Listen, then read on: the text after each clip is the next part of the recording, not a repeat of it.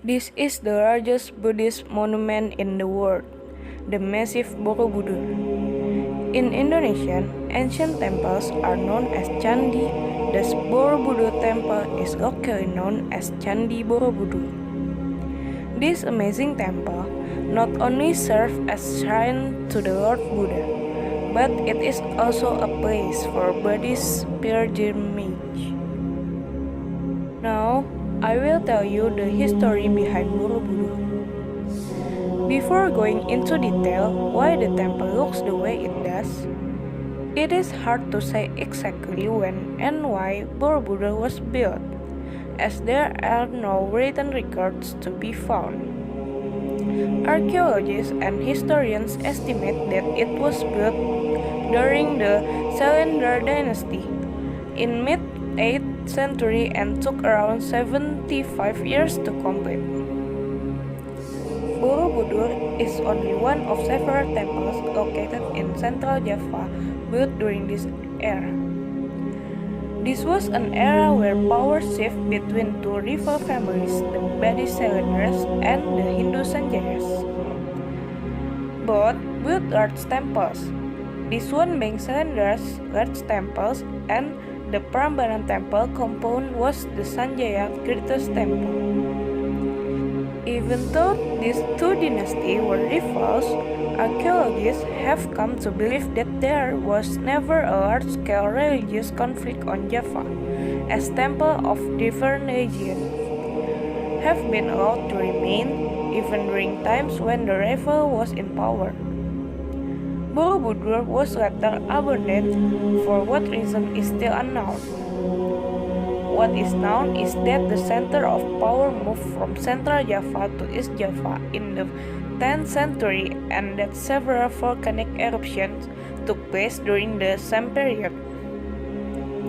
If the latter influenced the former is hard to say, but many say it is most likely reason for the abandonment. Others believe it was used actively as a temple all the way into the 16th century, until the majority of the population converted to Islam. Again, the exact reason why it was abandoned is impossible to say.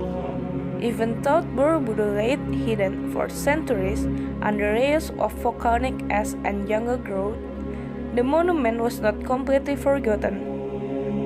The temple was discovered for the first time by foreigners in the early 19th century during the short British rule of the Dutch East Indies. The appointed Governor General Thomas Stamford Raffles had heard about a hidden temple in the jungle in central Java and he decided to investigate it. He sent an expedition of around 200 men who found the temple and started clearing it of vegetation and dug away earth to reveal it. Reports of the finding were sent back to the governor, who ordered the temple to be fully rebuilt and was finished in 1835. Although fully exposed in all its beauty, appreciation of the site developed slowly, and it served for some time largely as a source of souvenirs and income for souvenir hunters and thieves.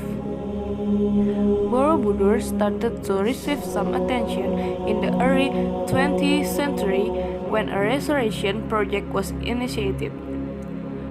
Due to the limited budget, the restoration was primarily focused on cleaning the sculptures.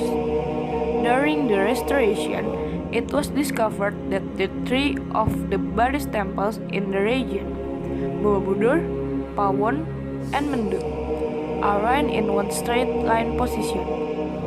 According to native folk tales, there used to be a brick paved road with walls on both sides connecting the three temples to each other.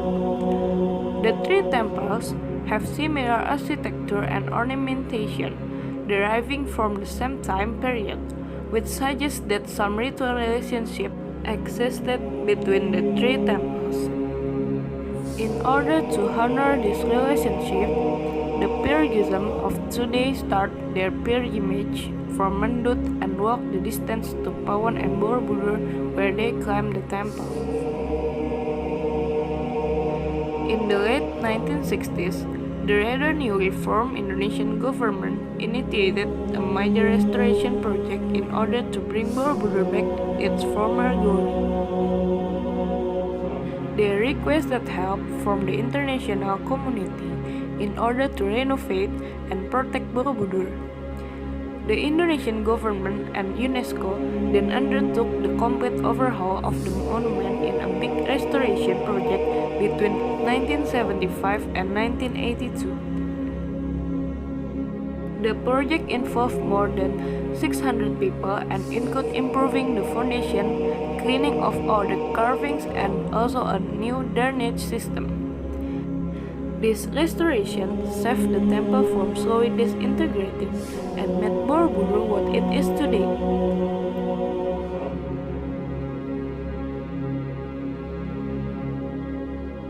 The reason why I choose to discuss this Borobudur temple is because this Borobudur temple is an interesting tourist place, has great photo spots and views, and keeps a lot of history. Of course, we who are in Indonesia should also be proud because we have this extraordinary tourist destination and historical place. Borobudur is a tourist spot in Indonesia that was once included as the 7 Wonders of the World by UNESCO. But now, it is on the list of the Forgotten Wonders or Forgotten Miracles. Sites that are included in this forgotten list because they are less known by world historians and architects. However, the temple, which is located in Magelang, Central Java, is still recognized as a World Cultural Heritage for UNESCO. So, we as Indonesians must take part in maintaining, caring for, and introducing more to the world about the Borobudur temple. And now, I want to tell you about what you can do and cannot do when you visit Borobudur temple. When you go to Borobudur, things you can do are reading an elephant around the Borobudur temple area. Second, enjoying the beauty of the sunrise at Puntuk Sutumbu.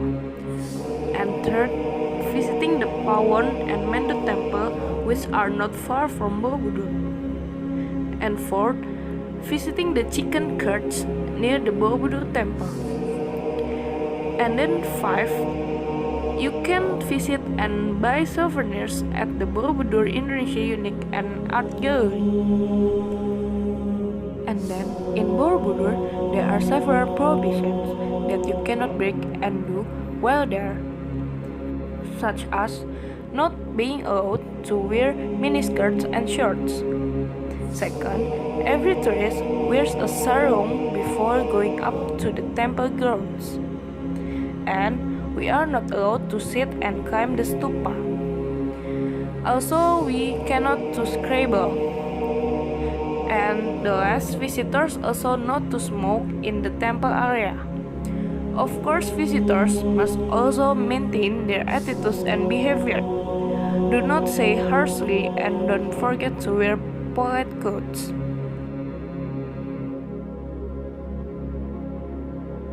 Some suggestions from me when you want to visit Borobudur temple. First, make sure you wear comfortable shoes because Borobudur temple is high and has lots of stairs so that your feet and don't get sore. Use comfortable shoes and don't wear heels because they can cause the risk of sprains and can damage temple. Second, come to Borobudur temple in the morning when the sun is almost rising, so you can enjoy the sunrise from the Puntuk Sutumbu. And third, try to get around the temple area by riding an elephant. And finally, don't forget to bring enough food and drinks, and also good camera for taking pictures. We as visitors must also remember to always maintain and care for this Borobudur temple. So, Don't let us pollute the template area. Throw the trash in its place.